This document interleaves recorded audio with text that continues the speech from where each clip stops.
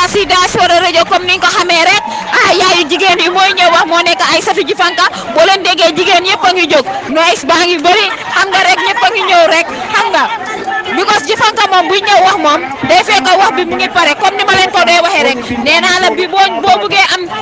intellectuel ñëwal biir APRC rek di ko amul jigéen amul góor amul mag amul ndaw kon ñu déglu ko rek Djifanka lu mu am pour wax ñu. A'udhu billahi minash shaitanir rajim.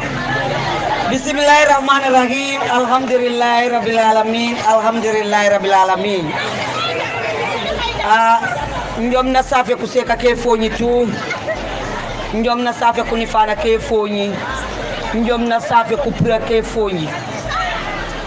Kasafa kufola panisena kiamana e constituency e fonyi bintankrana kama baringom. Njom na safe ro fanfang. De jayan di molor ma fa molu tu e jayan manje jay hineniye e jayanu manje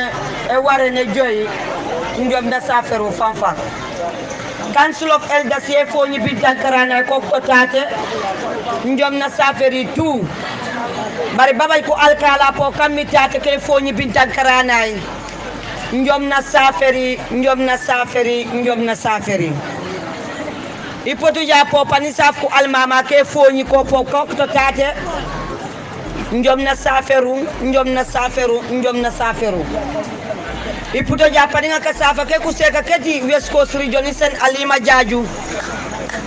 Alima awdi ku seka koli tu keti West Coast region bala bu jonjon njom na saferu tu the regional chairman of APRC West Coast region awdi bu kana koli tu kabimi keti West Coast region diku chairman akake West Coast region njom na saferu tu njom na safe KMC the desk officer na bibi di KMC tu njom na saferi njom na safe pop anosan anumanjo omto tate abile njom na saferu bal pani saf honorable Modou Camara diku dibite ak tu kabimi njom na saferu ku council po kabimi tate women council di area council pop njom na saferu tu iputoja panisaf the first deputy and the second deputy di ku committee ko la national committee uraja be pin akon pambala pambujon njom na saferu tu kasafa komo ko panisen honorable Fabakar Tombo Jato Jata panisafo kusana kusanken tate kasafa kumbom kubaji tankure bar ula ku jamaata sula ula ke foñi bintankarana mbu yento nora fanfan kasanke rawke ni mamma be kasanke den ko ku jamaata bar numan jaman ani fana olela kammi Fabakar Tombo Jato Jata a jamtu ku jamaata fanfan mo kane fani sanken kumandinga man ula tu jama mbe Fabakar konton na nala entrance be nga foma MP signol fanan jajanya nge konton mba fola bi bengo alhamdulillah rabbil alamin akum mayata bak nsel la moy ñoye nga diam lal moy ye men diam ndekana men fo wala ndekana reporto le dinna executive la na boss na ta janne nga men tama ñin tili woro kono ñin tili woro de nga ko men je foñi bintankarana nya fa warta bak sate tannani sate saba wala be ñim banko kan na muru nga mu wenti men nda dibito ni na dibito tata men da wala ñinti ko ñim banko mo le buña palaso ñin diala ndiamoy ka fay honorable Modou Camara a foñi bintankarana ile asabu ya fay ndiamoy tata assembly to faka do ko ke APRC anim banko e ala ta kola foñi bintankarana ile asabu koto kabirin carte o fayta anyanta wulla turkata banko mol tourner ke tentu ke jayi bare wo wato ko ku jamale keta jang honorable Fabakar Tombo Jata afango ya kalam tan mol koy gagneta jan iko I gagneta jan bare nga lon na o gagnew nyin tata nyame katu IC fango le kafo signa saba ikoy mistake tal ikoy mistake bare iko itol le gagneta ila o gagnew jang ye jubule sono kajanna diate nyamen ye sandol soto jang iko baro gagneta hana nyaku ya ninga jemen nan sa nya fara wo be fota jam foñi jannan to lani wuluta to lani sita to lani ka futu to lani ka nyobade bari ya fonya jang nga munya andun to lesiateti nga munya sabarta honorable Modou Kabara nata gagné jang ndol kombe o tulu wakala jang iko labudu mata buduna yenta yela dinwal ci kam buntol mem mu jamaat masakunda men ko Gambia kuto o kontol nga sabar ko ten ka nga munya jamale nyanta sabar la domondi moy andun domondi ngo jamane ne sabar taye janne ci mambo jabatu wo nyanta kelen bari jamala gajewo ikoy ba nganyala masakunda ko to lebe domondi ngol koma wo manya naka nganya nyim banko ka wo mu labudu mata budunal itellen tol bum wo kelo kete jang men dabe je men tate je na traité mu APRC rete katumbe wala fala jola dam mata APRC yembele ares ye samba mo tan saba ani woro woyati na honorable Modou Kabara mantano kamol sentu ke jayi akitio nyanga kuntun dala ikadun korda to korda ike bayndi faydun kasama sukon atari wa kuntun ala jang jandi wa beben na wato menna mbengan na veterano lon na aja tombon sanyam fanam banta nyim bankon kan wo fanan katambulu ni ku ya bati mam banko mol tentuno me jayino mbota auto fanan mbo ni ku ya kono asdam bakete ka fo moto me sprinter piranjang ay na fonyin kolu be fa fanan ko tenki na vice yamano fanan banta kono kan mamuru muru no nyim bankon kan andu nyantolam pour nga muru nyim bankon kan mbe kono kombina ban asobiol be tatale to monni nyala nyi nano man sata sanya no women swing fonyi bindankara nay musol ya asobiota pour kanyim banko be muru ama muru no la tole bina aresin bekela mbe jakal ning mbota auto kotenke ika fo ko kurango mena corona ko fanannat o corona ta tumala menna masa kunda kontol be nga singa mbulo muta katu kabri misil mol fo mantano jama ko to christianol mantano chojo to mo mantano mbesi ta jang hanibi honorable Modou Kabara be wosila pour kata banko mol kontom amam banko mol konton bare alabina wato men nati adama baro potta wato men ko susu sono le rati dia andunga lonne ferolen abala politiko la pro 2021 mfanan kay ceba ringo hebe men nan tol fanan dindingol ngalon nembe siri nembe jonkotori mbe hebatuka Kabra e banko ban tourné wala dun tala state at mfanan wulta chepet mfanan ko en katanna mol le konto yale tata kele te keba iko dindingo takela ceba ya kala dun tala bungo kon dindingo fanan potita jana fanan ko fanan kata kele fanan dunda bun kon koto banko mol anata ke impact bati honorable safoy anata ke kuti nga lanceto landire bimbe to nyaawule ma fole nyim banko ka yara fandung chairman nala executive abe nyim kolya membela ibe do ko kanyim banko ka murumurun ta kusama I wodi ka fole no go area for any party namanka APRC the Sibanor ward nyinindindol katara walatu men yalon ke kala kana suutiyol ma nkurosta kusama I woda Sibanor walla tubala menna council of elders ko politiko be falina la din chiamano fango e politiko faringa barin kunda memmo kabo ko tin kay akiyama baddi amo nyim falintalde akonye sai no go area banne nyinandin dolbe janne men kanata lafta wala mutalana nkay alhamdulillah woto ka gadi amo fali bar men kata sewoti nga sate dol soto jang politique parti dol ka ke travalisid ika fo mu mandin kasata wallet ika fo wo is no go area for APRC ike fanne nene kabrim biti lola mol kunin tale mol faham tale mol ya lonne munela somati ani munela nyato tati ani la nyin dimba yal ye men soto wala soma wal fanan bo fankanta kan mfutata kandon na tubala mbenda na journalist ol fele diaspora journalist ol fele je sediata katun ka wuliafo o betendalto ni ko bambole ika fele abara dunta bale ko kono bare tintola faniyabu ka kewt kabrimbe honorable modi kabala la campagne la wa time o kono nga alkaro damale tara kandon akala mol tata gamola bintak hani mo killing nga kurwo diala nkay ko kurwo fele nga dila nga nyile londi pour APRC patio barin tolbe dun kam kandon lungo menna kandon kalkaro anin kandon dingol bele fintita ka honorable mor kabara bendung ka tentu ka jay ka itani honorable mor kabara muy dingolti itani mo falin natlo tarde ta gen tambita ko tenk ntata dula do to ka fo je wol mun yalati mfutata bintan tumala mena walatina mbenyin kansulo ledi kansulo mba tentula bake mba jayila anala normalan ko tol membe bintan nga bintan lon na mandin kasate wala je fadan kabrim be politiko la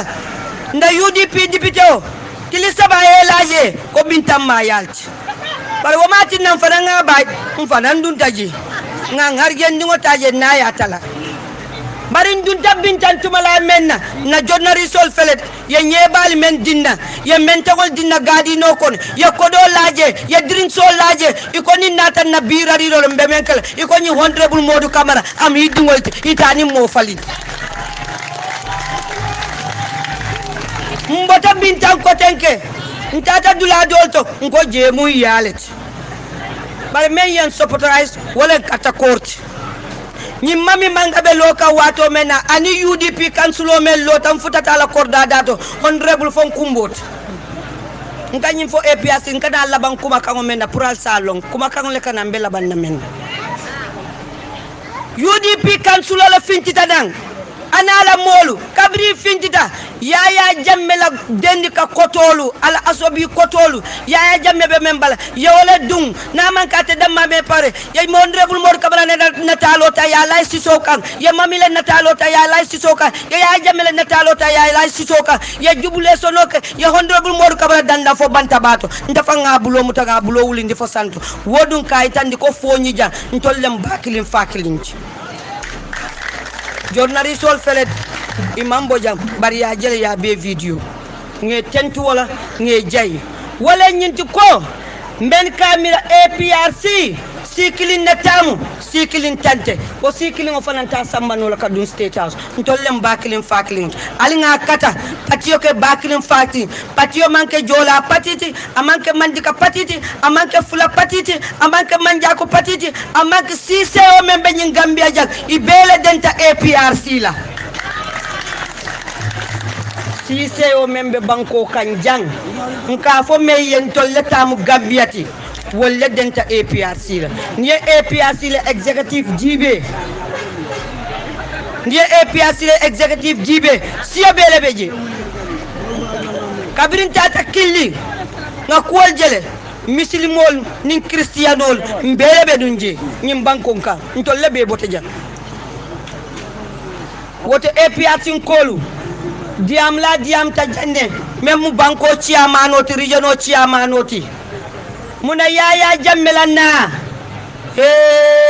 wotati nala APRC fara obati nala APRC kafuku mentarin laranda koto ya mirako APRC titanyato fo Fabakar nala ni executive wulta fo APRC lota ni ke fanke jalindi jalinde jaliya ke fan fomu jalinta yaleti momo ye men kate fantu gedoro ni yaya jammenato obalo ne men kata nyim bankunka bari jama kata yanyi mobile lota ibe lenki la iko ibe kendo le tinyala ite furi ngoy te ka kendo te Allah budu mata budu ate kala nyim bankunka ate kala nyim bankunka wamu kuma ken sen fault même baye di wulu mbebe di wakane yaay jame na nyim bankunka même baye di wulu mbeba di wakane yaay jame na nyim bankunka bari mba fole ne koy Fabakar Tombo Njate ni la executive ñum fo ñum ko lié butale de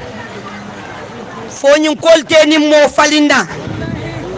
lunga men nan dunta office o kono fonka da soron ka jibe jumala be nyim patiyo mutala ha o lungo o dutal hani dolle kuma kawo moy alfa dolle kuma kawo nyim foñi kantol kolle ka fole ko ali bambu faba ka tombo njata no nabe fala ay faje andu yaya jamal kal fanne nene ay faba ka tombo njata la jaana la executive ama moje jandi be fantinyala bula noma woto ga patiyo mo ga foñi binta karana tentu nge jayi ko men tari nun jang abantale nga bendango ta nga nyokara nkata bakilin fakilin diamulal membe diamul yaybe jakal lim foñi la pour katol sino balian foñi ba nolt ni tambita je ko foñi tal pour rambo te diam yalla ka rambo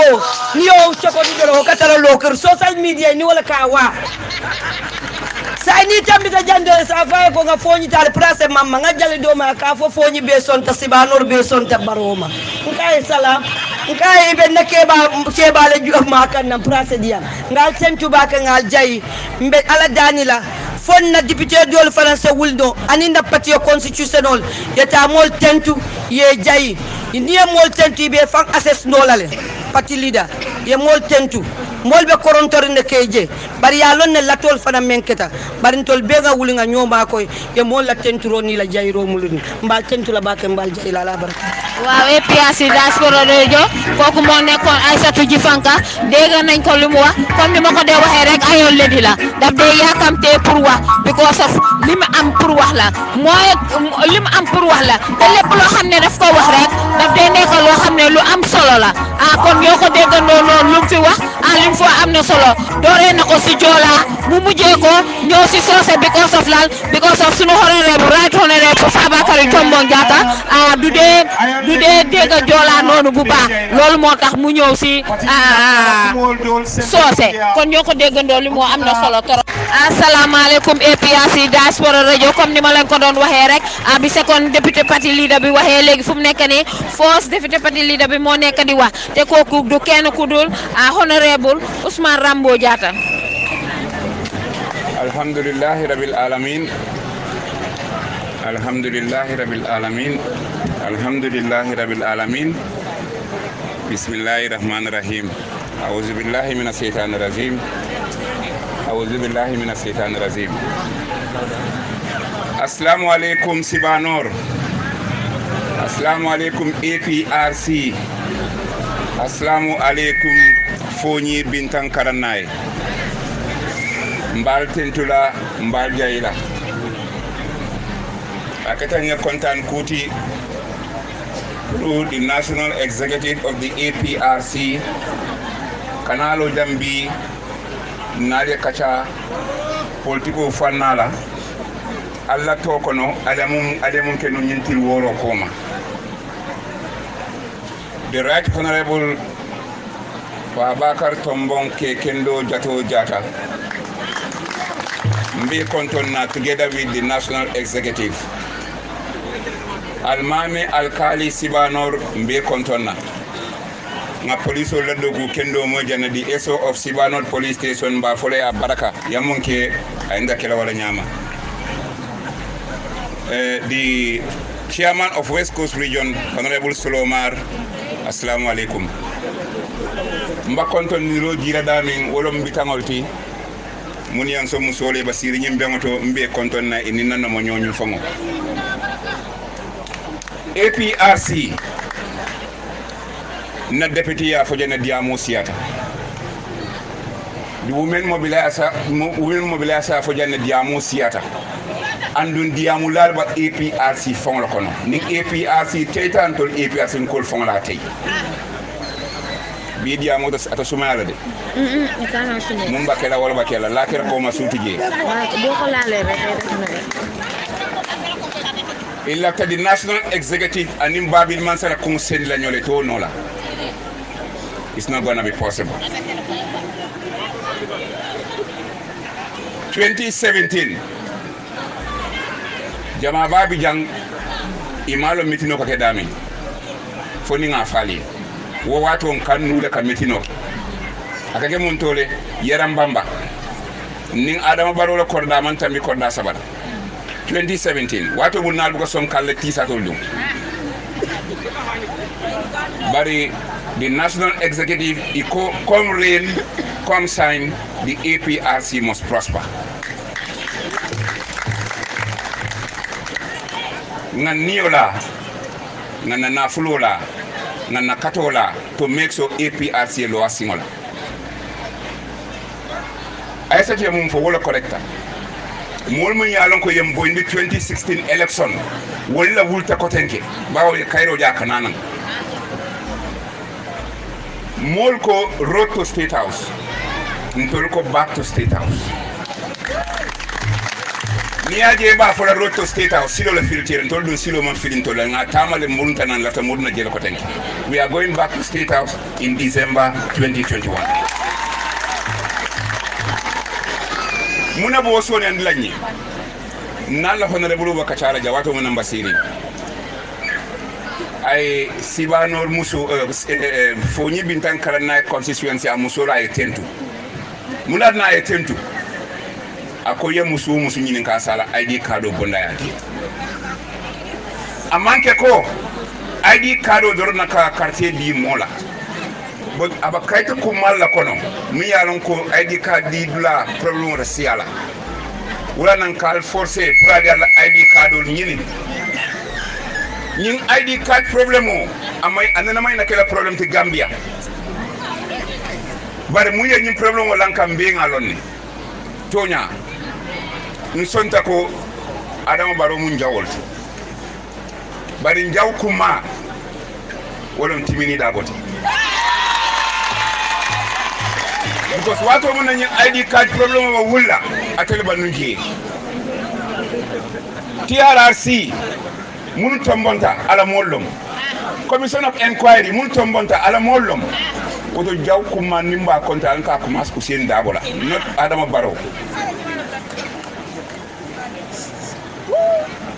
Barrow ni aje man hasa kan na femol la babul na motol babul na bank account babul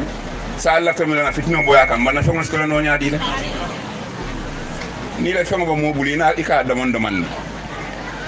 ni aje ba alliance on coalition of fola Allah la kay tol ko rakindi APRC le problem is very simple man problem so na only problem wolum Allah kay tol ba nyaadi lal bulu ni amay ba flen mi da alliance o te man le la molla katu nga kalam del ko 2016 mo jamala la quartier fay fara kam fa kam so fo woli la quartier because na election la reflect ale election nga replacement no munke ntanga nanga molona in KMC still now dolta hanami meba di place wala ala la kaytol korakindi nala la kaytol korakindi ata alliance kuma molan tolla annim mo ba fola to nyako ala de pati jamal ben no kan nak aliya pati kuma lo nyum banko kan ilatal ni nga diamu ya jibe mbasola nyoka nyami bari the national executive of the APRC ntolta the final say setolo no without nimbabili man samantiam honorable Bori Kolibota Fulala jang sign new flag biara komu ya nyika wato wati APRC nganyo stoka kukendo ke patiwe nyindia moral sinana this time in flag biara kol natana kabrin bita biam nung sanji fula koma yo the same thing la kenna ikon kata president Jammeh Bayla as a party leader ala maji annabi maji nyindon fanan ba congress o kana yolo kuma ko tenki mbal kalam tan la ko ntelem the national ntelem the chairman of the organizing committee of the congress o mun kana ye lumu mun fale karo til tan min kono do tilim won anin tilim won nin killing barin tolla agenda kono flag biara kuma tar safari nge so alinyi audio bon la nyininka ila kibaro ya ta jumala bulu aninga mitino akata mun tole party tole emergency mitino mun ke yankuba kolia wo emergency mitino mtata jele pour que CR la problème address problème la kata je ya kula tamana mu yanka nin APRC la loi manta wole emergency mitino commandi bari mbota je ya kibaro di audio da lalla komba flag biara kolto alafo audio da la ko ndoko mom yo kibaro di amari ba fanial aman tonya it's a lie national executive monena ma bulo ni kan de ko la takala flag bearer including honorable Fabakary Tombong Jatta andana dama yele kafu andana ma even by mistake andana ma fa aka atele nyaton ke aba molla bul molle mun decide is final sign mbenga na ko babili man samantara bankoka an wita tara siri no banta kate faye babili man sara na aba fongol bul tol gran woko mun nyanta kala nga kayele wadi so je yen tumal la ko mba pati wa fa ko because ni adam baroka diamole to nya dum naka diamole but naka diamu munella kukuma number 1 on the list wolum the return of babili man sara wongi pressurize wala at all cost 2019 ni la meeting stopped us simply because it told Babili Mansa Asnano Gambia only after the election. Nkoya told you people are not serious. We don't want to discuss further with you. Nadiamo control. What time patio jawle wulta e komba patio wa cold. Sai la tani ninkala. Fa told du marsandiso la maltiban. Patio buka wafu no nyama. Am impossible. But APRC patio, not me, my party leader, my deputy, or any member of the national executive telling patio wafula no. Ntori bita na arrangement okay, na namuru mal kan kale ko nyinna bala rin tabulo ko ale munefo. That is democracy. Bari bori ya fali en nga sen kan ali keku audio la moyoto, audio be manya kam moyi. Audio mo hadama dingola opinional hadama dingola milal ko akol ke audio di ka fundini ka fay fonyo kono andum banna audio da la mun kadiam on behalf of APRC naje kumosto mol bulu bi falba audio janye na kana mol hakilo janjang make your confirmation ntol member solo mba edit forum mol konole. You can get our numbers very simply from the forums. Dan aleta sika butongo de teka kumo mianka man koila. Sedan duriya wala faduna AP nyine UDP tay andum APRC ni man hakilo to wol binan tayla. Alnan hakilo. Na boraje na boss la Canada mayna mela may ko to koten. Human rights asifa siata. But right now, Gambia jang human right abuse la bijang. Ninko human right abuse la bijang amuna min wala min diko.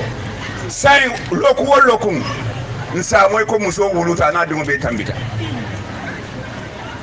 Ni man atondi jaralo nyanto so inda solo nyami human right abuse la tabakeri Gambia le. Honorable Bori Kolia fa ko CC from 600 to 1,300 human right abuse lati. Aliente mun domo la mayna serra. During the campaign of 2016, mbenga amale ko mani boto $500. Bi mani boto mjeleti. 1,000 tioma fuma wala better is 1,600. Allah mbamu ya ko alala di Allah. Gambia alentol mako ile ay fankaso dinna ay bolongo dinna. Bari sai ni laisino mutaya wa Senegalais ni Chinese ni European Union ya mbanye bola muntole woto mbal dana mobe ya kumaska dinko sire suko moto ika furol keje kat wati bi namba balula wollela ntolbe bala bakaw ngafankaso stole ngabolongo seto ntam jala faylal bari wato do yikata lo yelo montoro wati saba hanni mor kilo mi buka ya tambi kon Gambia ma sibolan soto masibo seriously mo so nal ko nyimba tanin ko lega e bon kan alnga mulum back to the APRC lum Gambia solution oti corruption o saying abuka fo is rampant faski niya karfa ne tula ne tu bolo ko ne ta fentar la jie Gambia bantele fentike on the 19th, on the 28th, on the 21st of February the APRC bita Congress la ma Congress wakela muntole Paradise Shoot Congress onin is by invitation and by delegation ma invitation wakela le pour opening muli na ya mabe kagla nyinyandinyi but nin congress proper kumasta momo yanon ko me invite yentam fula folo la ila delegate mu yaki kabo ila tundo to ay si o holo kono mba asobi wa fukanne mba tisato wa fukan but modol ya mira asobi nin tisato mo pour only congress let hani asobi nin tisato is for the slogan back to the state house jannin December ni asobini tisa to ba continue ka waf momo lafta isa sa yakara ya dum to the congress but amanda ngoto katu nga folo ko lokon kili nimbo da congress la kata nationwide to la kata banko chama andum munga ke kallaji hanni ma fala to la lon kata menteti wolungo man la fika fenji nama ke tisa to ni asobiti momo maskono dum falang ye fa festo green alhamdulillah. But the reason why la talenti sa to ni asabi sang mba election iyela kono nyim parti o ko dibukal bon to banta atol parti militant solo atol muntam APRC atol la kanyim parti o tamandi asabi le wa fo kumasle jumala mala ringala olom di women mobilisation anin karamo ko li kata pa Amadou Suso nganyel la saspure ni asabi o ya ko jibeni Adam Baro nala masakunda mbenga nko e banko fel hanni moma moni ni kayam fel nyaadile bar alhamdulillah bawo kabita te nyato jibe ko fenti je ya koma jibe ko alanga APR sun kolte nam makoy sain aba fisa kanne bar tollata mum fraliye ning ala sonta December on the 5th or on the 6th ninga moy daoda wew ay ke APRC bal pentulam balde waaw APRC diaspora region ñoko déggando rek honorable Ousmane Rambo Diatta mo doon wax ni te li mu wax am na solo torop mooy ne rek defal na gaay fooy ñu xam rek li nga xam ne moo nekk di xew because comme niñ koy waxee rek saa ñu jógee rek pour def ndaje APRC rek ñu si biir APRC am na ay nit yoo xam ne ñoo nekk si biir mun naa leen wax ni ñooñu dañ dee mel ni comme ginax yi nga xam ne dañu am gémmiñ bu gudda mata rek de foofu ñooñu time boobu la ñoo door di mata di foofu di wax si suuf di ngunu si suuf buga lan ndax buga tas APRC moo tax mu wax ne gars yi fu mu nekk ni gars yi APRC fu waay munti di nekk rek dañu war a ubbi sunu bët ñu xam ci loo xam ne ci loolu lañ nekk ba tey rek da ngeen di ànd ak man rek comme ni ma leen ko waxee rek programme baa ngee dem rek te dina continuer. Asalaamaaleykum APRC diaspora radio comme niñ ko waxee rek ba tey ñu ngi si biir programme bi second député bi mooy ñëw nii wax moo nekk a Bori Escoli. Alhamdulillah rabbil alamin mbe kam fulale fula jam prom lafta men fula pour foñin ko liya moy mbe honorable Fabakary Tombong Jatta konton na ninga konton nga executive konton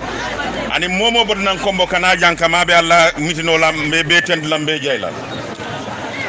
njatima honorable Masani Jammeh ninga konton nga foñi bintankarana be konton ambulance nanulop ambulance mesela nanulop ambulance yo mbemendi yamuka ngole mun lafta foñi ko le lamoy kendeke foñi consequence executive kabo foñi berefet kata foñi bintankarana kata foñi bondali kansala anin foñi jaron nga kafo soto janne ka faye National Coordinating Committee foñi all the foñis nto lacci amano e ka faye Samba Chebe o be foñi berefet anala député honorable Sunkar Badji ni nata foñi bintankarana e Masani Jammeh anala député honorable Modou Camara ni nata foñi kansala Arafan Jammeh anala député honorable Moussa Amoul Niass ni nata foñi bondali Arafan Tamba anala député honorable Kadi Camara ni nata foñi jaron Masani Cissé anala député honorable Alaji Sankon Jammeh ntolla o kafonto le responsable la foñi la mais ça dina foñi ete kilinti anu foñi mu kilineti nun to jawra la jamano e ka fo foñi buga mansa soso bara yaya nata ayemu nake yaya mo be nyaale yelendi nim man sa mem man tareye e kada taraye wota nan tulunga ye même fo nundo ko foñi buga mansa soso ndol be mansa soso la sign biko ya jambe yen tolu nya bele kudundi ay gambe bele nya kudundi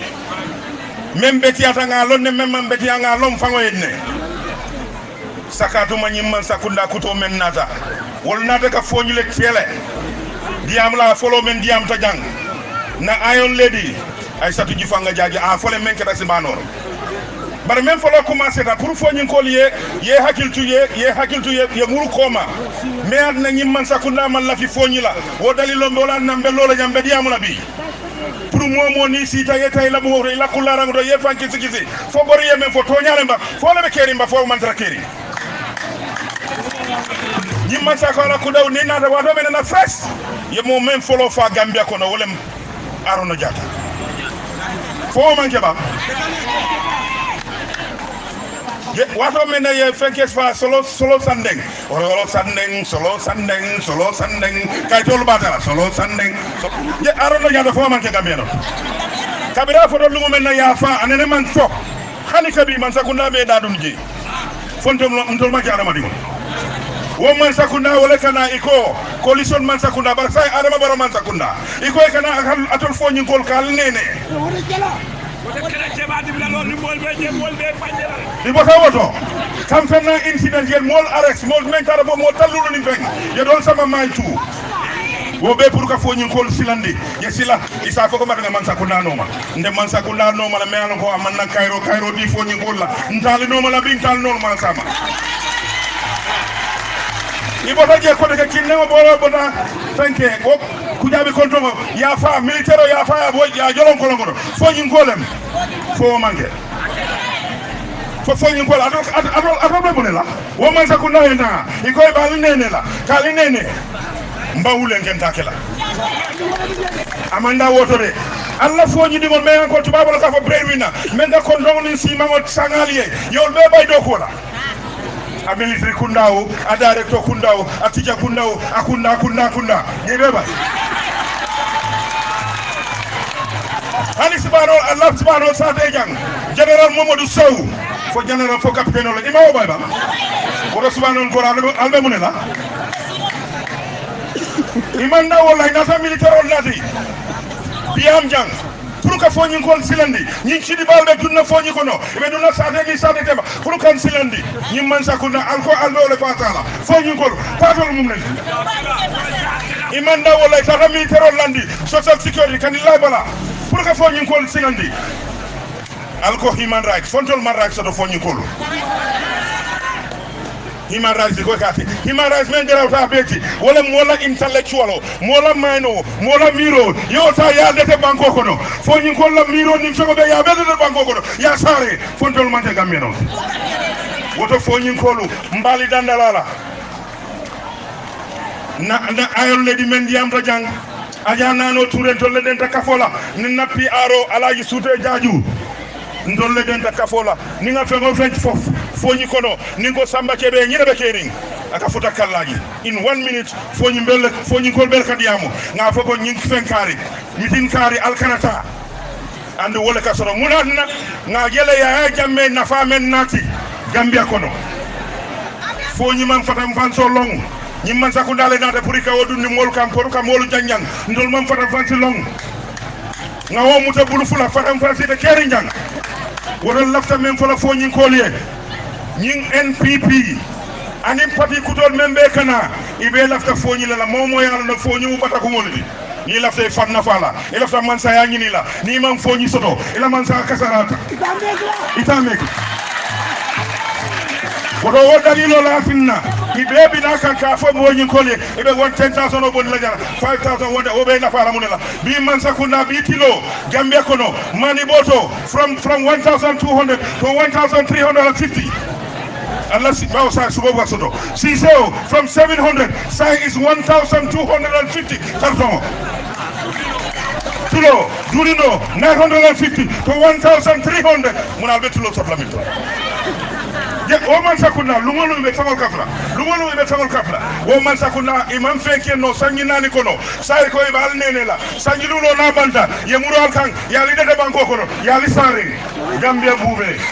o man sakunda woto hakil tubale momo sisi la bungo kono ye fan sansan ye fan jube iko munan nambe café fara carrier dan lo men kono nafale bije bitilo dun studento bianta jang scholarship on delaka jonum wato men nambe setal dindigol men be banta tuwabudu do be PhD kekan do le master sege do first degree ina tawol scholarship o yata ya be kundu o man sakunda même mambala fato do adol musoli aldingoli même mambala fato do gambia o man sakunda ina bitilo iko ka tolle nyini man sakunda fari o dak na fatela mo nene dom bawo honorable Adama Barrow ako ni be fennyina fem fo uliya fo no problem ntol la man sakunda mo ko uliya fo ni nga fengo fem fo fa ba ka tomo nyata fengo fem fo wala be tama kan gambia kono ntol bu ka uliya fo andu mu ka mo nakari ntol be lo ritona ka ni ala tema bara ku kilimbe keri sang congress o sita fo nyin ko ali la moy kan na congress o seron ko biam munu siata gede e ko ye ajame bayle ye to mo nyaata ni tabinde muna ku kilin lafta ali la moy honorable Fabakary Tombong Jatta sanyi mo anim fula sanyi mo kono akeda député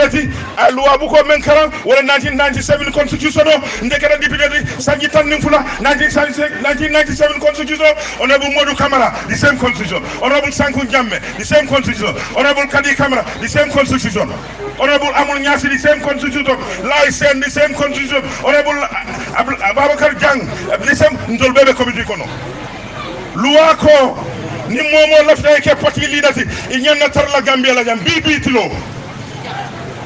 o wato menen tol gato mondi roke nko honorable Fabakary Tombong Jatta interim party leader munu siata molbe diamla afele ya jamfa fo nyin ko le executive ya jamfa abebi nafki yalla to nyati loi ko amario nyanna tarla janne ndolla congress is 2021 nyinkaro wala ni wotilo ya tara ya tijang ñun tolbe Tombong ni do kelambe wala Tombong na membi jang wala ngimati his excellency honorable Fabakary Tombong Jatta fo ñi lafta allié la moy alla mol bi jeme encore tout ndol ko jola ka fa ula pataw wala be dun kan kono mfaol dingolu fo ñi kolu ka fo ko ya Tombong Jatta na la executive ila fat ya jamet jamfala to nya tije ni tol bi mistake la loi même fon tol mata mandi billahi ajata alien tol be kanate biko loi ni mo tol labu ko lete ndol ngalo même bi je lo yat sigilin ci jang Gambia kono mais ce loi fo ngel do la constitution do Gambia kono men tabida Tombong Jatta de woto loi ko amadi yo nyam na tarla janne ni election congress sita ya jame man tarajang ndol ben Tombong ni lokela mais alon ko jimalam his excellency honorable Fabakary Tombong Jatta wodo fo nyin kolu honorable Fabakary Tombong Jatta mbekka ko tala ndol ka bo block kata kallaji fo nyi lulol be bi pilo mbeko ma 100% ni momo je melon ko abe singo koloba sala ala sa singo koloba wodo jol fawol dingolu fo nyin kolu ali dingolu men yalon ko be karabu kan ibe karabu kan ibe dunna underground iko molla miro ta tinya ta foko njolbe jam falla o madiol molu manche gamba dingolti e manke foñi dingolti biko e man la fi samala e man la fi la molla itolbe molle la mehal ko pour kan na patio janjal congress o sita mununo siaga mobalo alsi hakiltu na le fe moy audio to ali nyini ngaro ke ni momo ya fam filindi tele fam filindi executive ko alla député lulol berebiye al jahalta fengo fela ali nyininka wala kono hani Tombong Jatta ali akola ba falale ni momo filtay télé fam filindi de ka fo audio ko teng na manke toñade e jahalta nyininka ro ke jandi ba tala ko ay ke kulorindi wodo foñi apala manjinu manjo nena apala manjinu manjo waaw ñoo ko déggandoo kooku moo nekk second deputy party leader bi moo doon wax léegi ni wax yi nga xam ne loolu la wax yi am na solo torop comme niñ ko xamee rek APRC bu amee ñuy defar am ñoo xam ne ñu ngi yaaxakat yi nag moom su ron rek la ñuy nekk di yaaxa moo tax mu ñëw taxaw fi Fooñi leeral gaay li nga xam ne loolu la luwaa bi wax moo tax tey Fabakary Tombong Jatta nekk parti leader bu APRC waaye loolu taxul sunu supreme parti leader moo nekk Babili Mansa kon ñoo ko déggandoo noonu dole mu ngalon ne ko amantillahi di tiñala ti ana neneta tiñala oto kambala His Excellency the Right Honorable Fabakary Tombong Jatta mbe tentula mbe jeylela foriya kango kan sañi mu bijeen sen diyam la ko to kumande asalaamaaleykum APRC Diaspora Radio comme ni ma leen ko waxee rek nee naa leen fu mu nekk ni moom lii jot na rek kii ñëw wax rek moo nekk di Right Honorable Fabakary Tombong Jatta moom mooy ñëw wax si moom la ñuy jox kàddu bi léegi nii ci kanam comme ni ñu ko waxee rek ñu déglu ambiance rek balaa muy commencé di wax.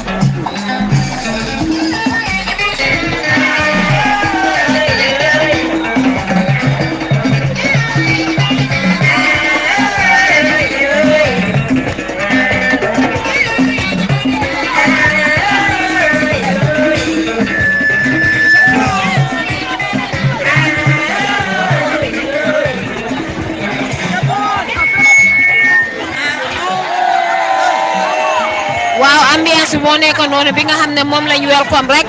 di Right Honorable Fabakary Tombong Jatta moom la jigéenu Fooñi mooy ñi nga nekk moo na xam ne moo nekk kafoowu naanoo Touré bi nga xam ne ñoom ñoo jàpp Seexu Cambaay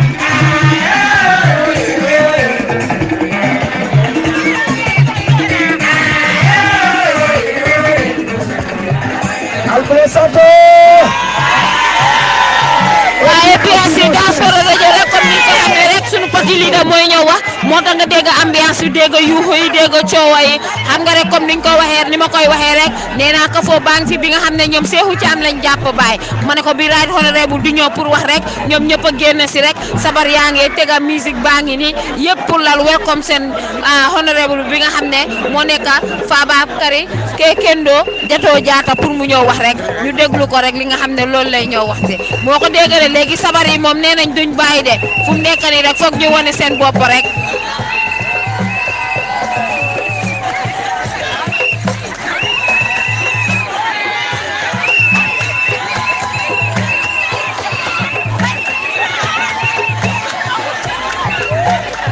ma ne ko sunu MD bi mu ngi def lu mu mun sunu MD bi mu ngi def loo xam ne loolu la mun ci fecca bi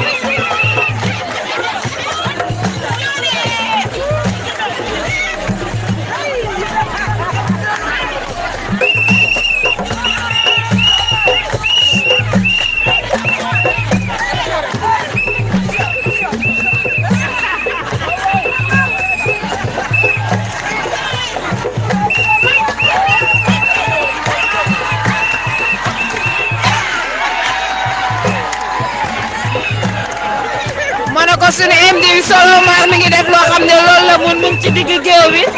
di bàkku gëm naa ne xam naa suma naataango bi xadi dina ko jël vidéo bu soobee yàlla ñu gis ko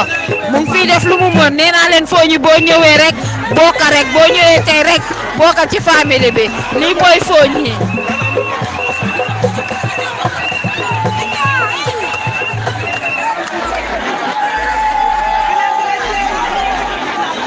waaw mu ne ko kon ambiance bi jeex na fu mu nekk nii rek ñu déglu di Right Honorable Fabakary Tombong Jatta rek li nga xam ne loolu la am pour gaay Fooñi ak li nga xam ne loolu la am ci biir ndaje bi rek ñu déglu ko.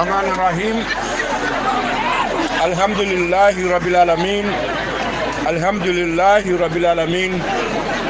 alhamdulillahi rabbil alamin nga ala tentu misalta kilama sallallahu ta'ala alayhi wa sallam mbe sibanor alikali alimane ana la sefo anin sibanor alfalu musukunda ke kunda ana fondin kewlu ngal kontong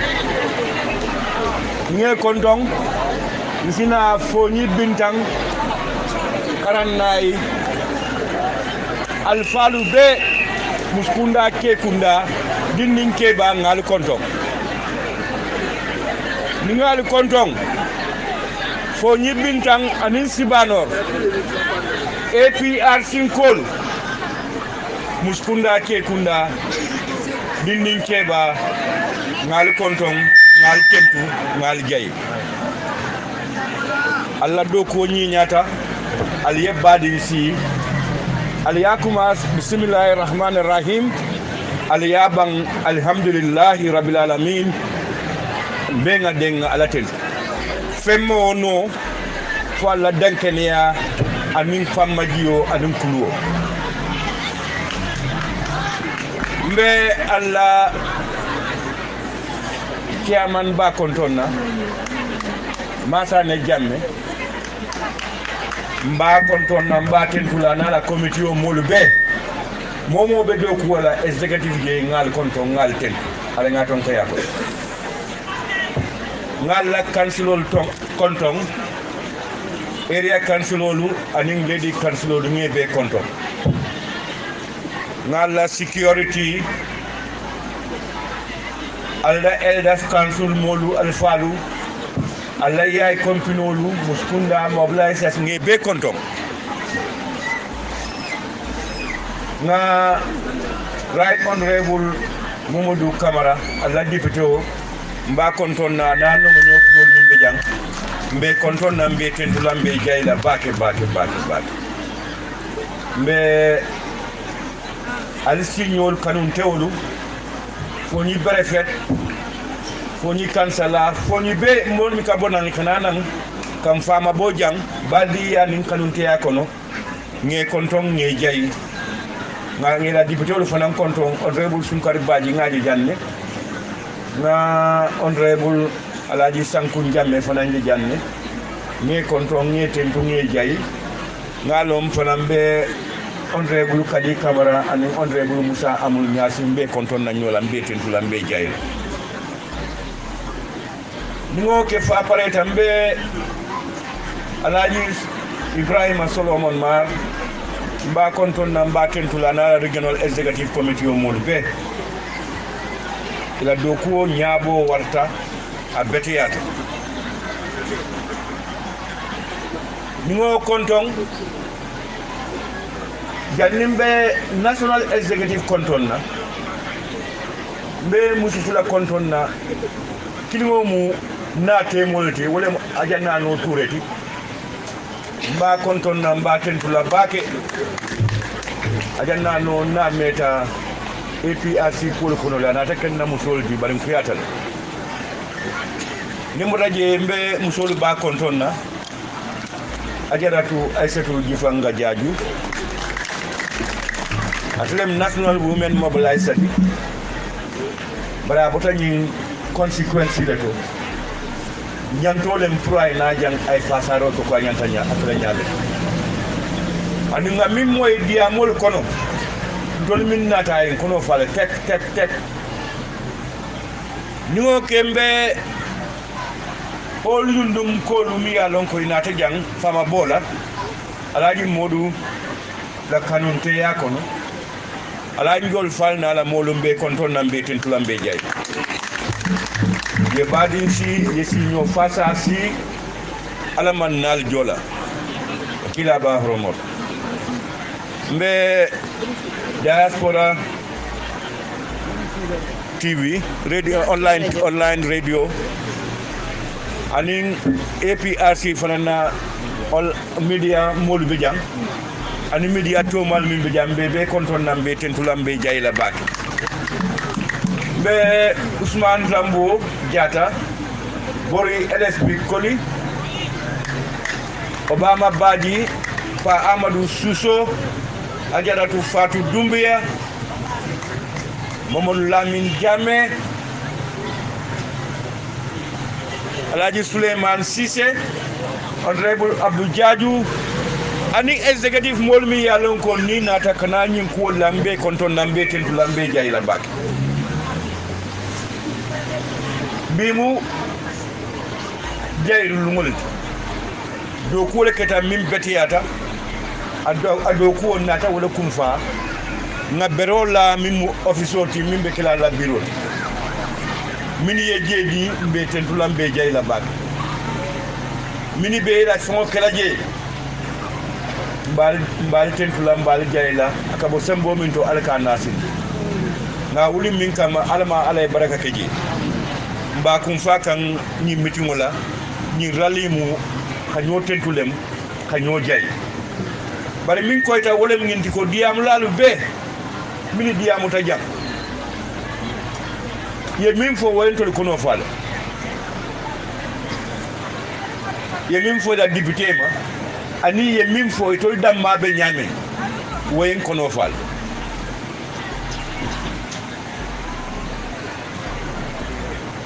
ku jamal tambita kabirin president former president Yaya Jammeh bota jam katuku bila bari lafta min fo la je wala min ndiko mbe APRC kol dan nga sonni nan sontala le nga bambandi wala mi ngi ko jongo yi lafta songo fenna isi min keno wala ka ñini to ñakan ani ngani yoka bari soto ni soto bari ya wote jombulu be alama satallale so nal ka diya mol moy ñinte kala ñine be kala ni bu muslimo di ke kilo kas wala le ni mota ta faya fanke alate ika tambala le te la hajo ba mbe ngalon ko kabrin President Jammeh bota jam coalition o ngani yomu minti wolem APRC fa dak wala mo ngani yot ya itande kuma da kuma du man min for radio to television to kuma kawol to ye ko beke ye mol arrest ye mol fa ye ko beke ye la commission o londi ye TRRC ndi kude kering inyafta ya da mera sol kan ye betnya ye bet tapale abeke da jall bari ala ko dum mo min be ko lela yiti ko te ko lela itele be nim sala wala nan ko nin data bi APRC fanan ngaje ko dia mo siata de mba fula ko dolbe fay kan nyokan dolbe nyin kala o munna ala tentol ba wato min na molbuka idangu fang ani ko mi yen nga place o di la buke dangu aka fon nem bulo tun kungot nin data fo saynga aka kenyo saboti woton tol fanan nyanta kibir la wala nga ala tentu wala o bu duwa jabol bari kuma dan tan drong min be ka fo amanke buka moy ni nga ta diamolem momo simin isi nie do fo nole bari APRC lafta kuma clean dantam fulade ganin be no jamo ko APRC la National Executive Committee mi alon ko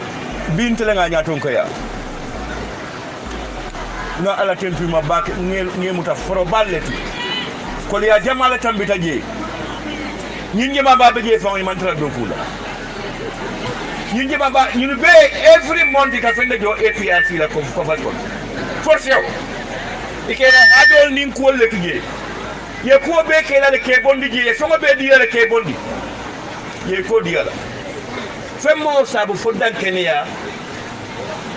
anin ka wasa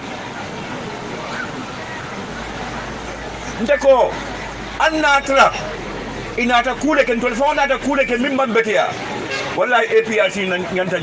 APRC ko ni Gambian ko nganta ten fulale yenjay ko nga min fo Gambian ko le wotumo Yaya Jammeh bita ko mba nyini la de anin to layto nta jela nibe tora de mbol ko no bi fula nyawo amam possible ko ala la kero de mimbe dol nin President Jammeh mo taken ni wala o possible o mo for la la ko ti nyal la ti nyaro de mo bari APRC o kana kalde jakale ko bi kama rally UDP ko ya fole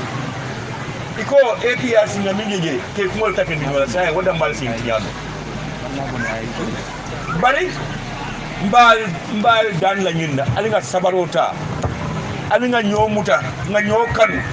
place sama dol min beje ko mantla mo dol kirina bulu ala ya todi da min da kata wada mal alinga dankene ya wala alinga jam falu bula alinga no bayndo bula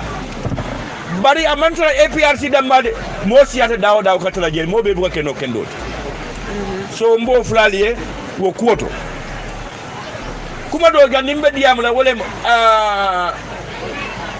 regional mobilizer alima jaaju ye kuma lef akumo dum tan na bak ibe sbanor jam misal fe worebe fonji jang idi moye futu kasamas idi muso way koli kana kaito nyini Gambia jang puka kaito so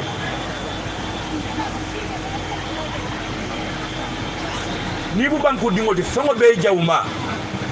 wala mke bali banko la kaito la banko dingo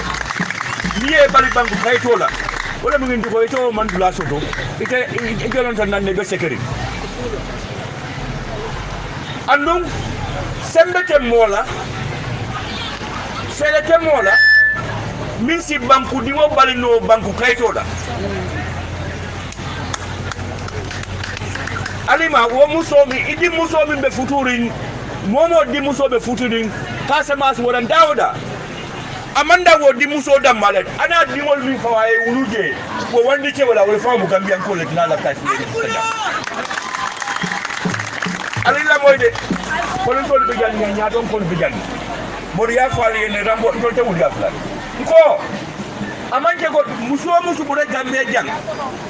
iba mu Gambian ko wala fa mu Gambian ko ita futu gawda ite muso annate sanji kemere keje ni afke isna nan Gambia jaye da kayto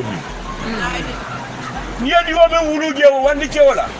bawo ite mu Gambian ko di wala ba mu ite ba mu Gambian ko di wala fa mu Gambian ko wodi wo fa wona la ta isna nan jaye kayto ni ana man Gambia kan also to I send ya set anu sembete mola kabilina president wala fo jumala fo police lem fo jumalem ila do ko minti wala luwa e min safe yo tamandi no to toli yemmi mi la koy boli tamandi la wala tinan ko nimmi ye kole ya ko soto du kare ala fa la nyaton ko le nyaton ko fa baf la dipte woli ne dipte wol baf no no man pour nga ko sort out bari ku jaw be fama bama na fama wala mo banku dimoti ke bali banku kayto la ngami la wo seniata la ku do lafta mi seniandi la ganimbe diamula wala mo mansa kunna la spokesperson Ibrahim Sankare ngakilo ba kan nen tata West Coast Radio mbota je dorong atenata na benta je de fam atenata nde seita te ala programme oke wodi ya moto amam fem fodie fo kan tela kumolta kaka wolle busande bari nga fo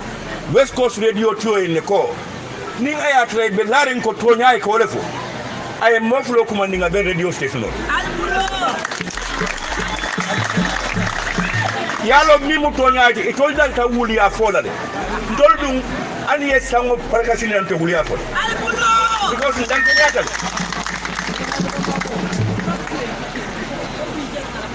ko man to nun yenni kale kibar safelalu iko ya jamme dum abinale bang nko lefta nga 5 nko sembete mola luwate keri misi banku dingo balno kamuru ala banko kan ana tara banko mo talante mo bele kanate luwate keri sembete mola kabonam president Adama Barrow la fod sembe o sembe misi banku dingo balno abe dawoda prime runa nyingambia kono jam mimmin lafta o soto da ya fenke ade keni nko president jammela na aba fawla bulu na lafta biya na lafta sama na lafta next week na lafta next month kiba safala ya safale iko fa bakari ko samara bina dole ko lokuna bina wala mto nyatu bari mi yedda kali je mi at nam bak mo sen kankan lafta Ibrahima Sankare ya mo because mbem pare kan akamale because lafta press conference ka atemela pour nyin kama ko nyin kumo min fola teng anabe mol ba fokan jakalo dum ta banko kan man sakunda wulu tay nim press release nga moy kumol I wulta wolle ko Sankare ya ko kumo min kan ngunu be fola gana kumol be fola media fonkol ba sefela social media ba sefela ako mu kuma ken sengolti man sakunda la diamula encore la kumo falir ako woy ki jak faro di banko kan ay mol slandi wo kumo ako ba jama akake APR sim ko leti supporters mo leti wolle kay kumol fo ke fanji kindi ako bare mor siñu lonko president jamela bo ñim banko kanjang asababu tamunela wolen kambe moti mi ya lonko aning ECOWAS ning AU ning United Nations ya soto ali la mona kumula baket madu wada kuna tala safeda ka be safedin ako ni wobe muranan woto woni nyande ka tiagale ni man sakunda ka tia wole ka tia purasi mulno nyame nko alhamdulillahi rabbil alamin sanji saba sanji nani nko kayto be je mi ya lonko man sakunda ya kalamuda ndu ya ke kala wala tna ya jambe boto jang iko man sot sayin ifon le ya fo idala mo ma dundi dako wallahi wuliya meta nyawo nyama abe to nyale be laban anu ngani lomna ko Ibrahima Sankare government spokesperson ndena yin dankani yako amalla fi Adama Barrow fongola ni be mo no may ba mako ile kato nyala fo kana nafiki yake mo mecha nafiko lem ya interview janne kay ko fo yaya jameni APRC ngana mam ku kenyin banko kamba ku kendo akate maji ikay ko nyaadi akamaje sinya sabanya akamaje ikay ko nibita banyunu iko bunyi mata de bulu baya janna asaswa assembly akate moy so lata min fola do min tanyin fo to lekamma ko ni ne be keni annu lafta min fola moli wala buni ya tinna ya jammela nabe mol ki jo faranil kadon dole mi yalon ko mo kendol le madi APRC kolu dol kan donne dol ki dem kon fara jumale ne ko ka mol ki jo faranil afo mo de mo jumale furanjaw ite sanji sama sangi nani ke momin namola yekamol lakan iko ay nana ya mutay ya sorom nuwo ka kana ite be mo ne ki jafar la wala o ka kana ye iko afra mo de ko nyengi ne ka ay nana mbakela tembe ay ko kana de tembe do ye kontan fay ka fo ko ay bolle ki do fara ala nga ko jibe de gambian ko lo ali kana lañi mol say ni nga o befo nim ko lem man sahabat bari funga ku damandim fodron ko Ousmane ya fo nyame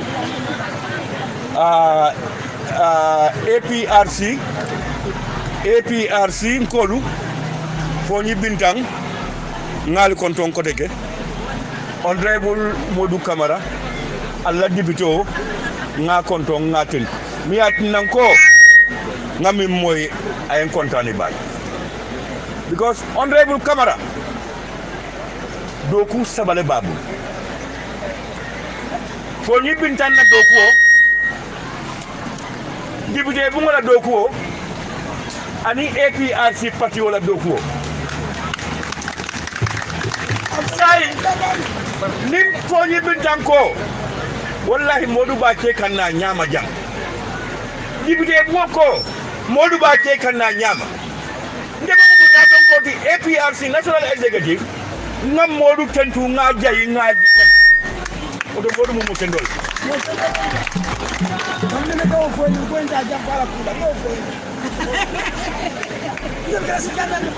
Alhaji Modou Koli ye kumale fo jam ila biya mo man jam fa bara ak yata bak ali nga wakili nga tonya fa masom alala no ibe ko kono dan dula chal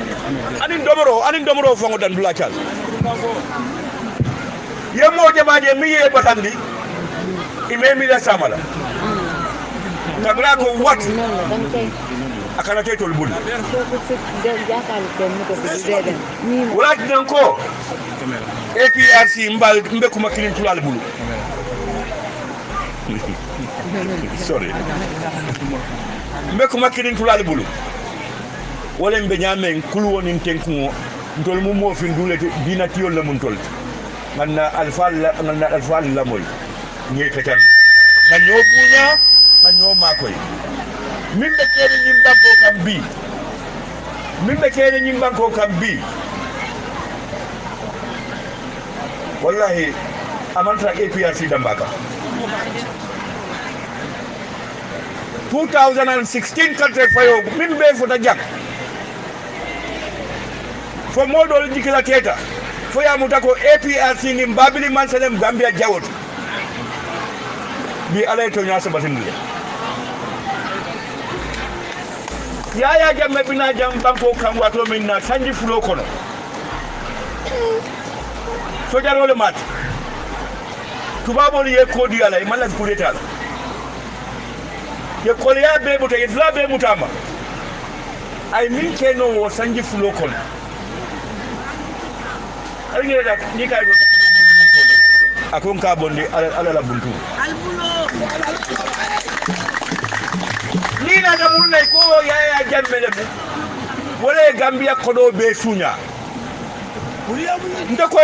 tonya genna kodo be sunya ye karambun keme